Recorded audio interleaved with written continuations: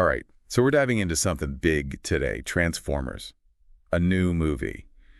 And not just any movie, but the origin story we've all been waiting for. But is it any good?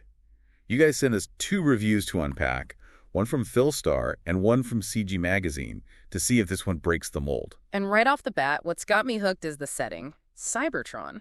No Earth. Nope. Both reviews highlight that this time it's all Cybertron all the time.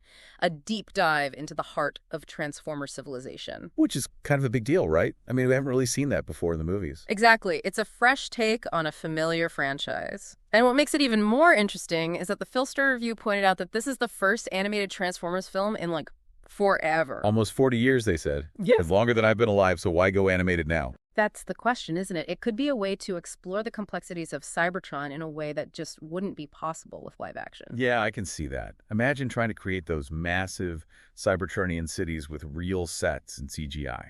It would be a visual effects nightmare. Exactly. Animation allows for a scope and scale that live action just can't replicate. Plus, it might be a way to bridge the gap between older fans who grew up with the original animated series and a younger audience. Ah, the nostalgia factor. But PhilStar also called this a family film. So, are we talking classic Transformers themes here? Good versus evil, destiny, robot smashing stuff. How does that work with an origin story? Well, that's where CG Magazine gets really interesting. They say, yeah, those themes are there, but what makes this movie different is the why. They focus on the emotional core of the story, particularly the relationship between Optimus Prime and Megatron. Okay, so less about the big explosions, more about the characters. Tell me more. Well, they were friends once, right? Before the war, before the Autobots and Decepticons. CG Magazine praises the film for actually giving weight to that relationship, to the why of their falling out. So it's not just mindless action. There's actual depth there. It seems so. Now that's a Transformers movie I can get behind. But we're getting ahead of ourselves here, because to tell a good story, you need more than just a good plot, right?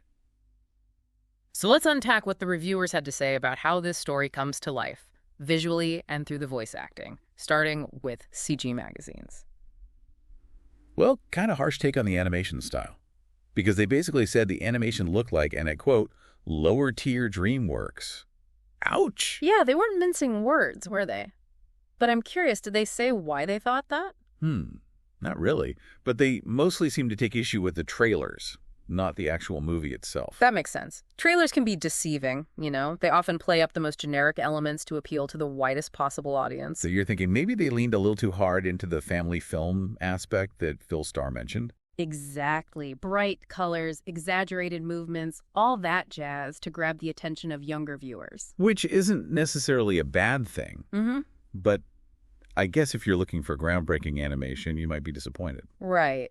But CG Magazine did say the movie itself actually looked better than the trailers. They specifically called out some of the character designs and environments as being more detailed and visually interesting. So maybe there's hope yet.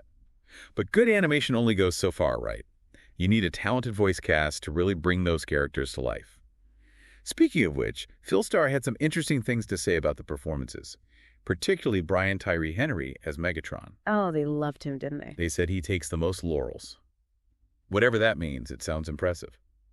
What do you think makes a voice performance in animation stand out, especially for a character as iconic as Megatron?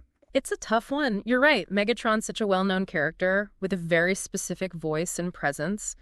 I think for me, a great voice performance in animation goes beyond just sounding the part. It's about bringing a sense of humanity to the character. Finding the emotion behind the metal, so to speak. Exactly. And it sounds like that's what Brian Tyree Henry accomplished here, capturing both the power and the vulnerability of Megatron. Okay, I'm sold. He's on my list of actors who could read a phone book and make it sound interesting.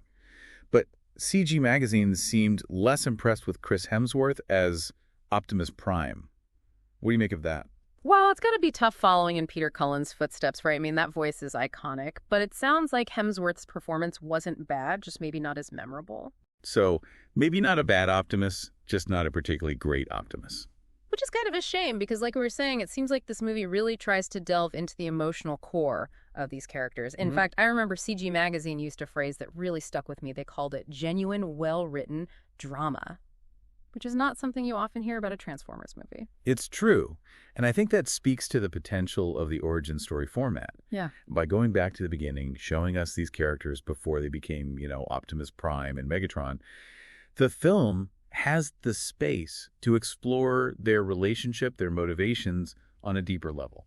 And maybe that's what sets Transformers 1 apart from the other films in the franchise. It's not just about robots fighting, it's about the choices they make and the consequences of those choices.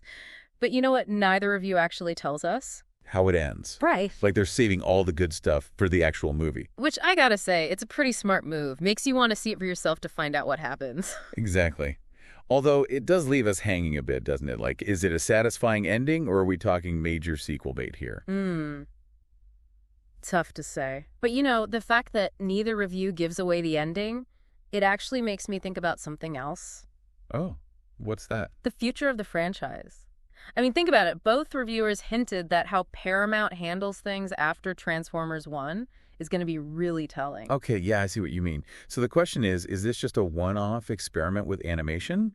Or could this be the start of something bigger, a whole new animated Transformers universe? Right, and that's what makes this so interesting. What if Transformers 1 is just the beginning? I mean, I'm already imagining the possibilities. More Cybertron, more origin stories, maybe even some prequels with younger versions of these characters. Or they could go in a completely different direction. Maybe this paves the way for some more mature animated Transformers movies aimed at older audiences, something a little darker, a little edgier. Okay, now that would be cool. So many options. But I guess it all comes down to how audiences respond to Transformers 1. If it's a hit, who knows what we might see next? Exactly. And that's where you guys come in, dear listeners. We've unpacked the reviews, analyzed the themes, even speculated about the future of the franchise. But now it's your turn to decide. Are you hyped for Transformers 1? Is it a must-see on the big screen? Or are you taking a wait-and-see approach? No matter what, we want to hear your thoughts. So head over to our website, leave a comment, and let's keep this conversation going.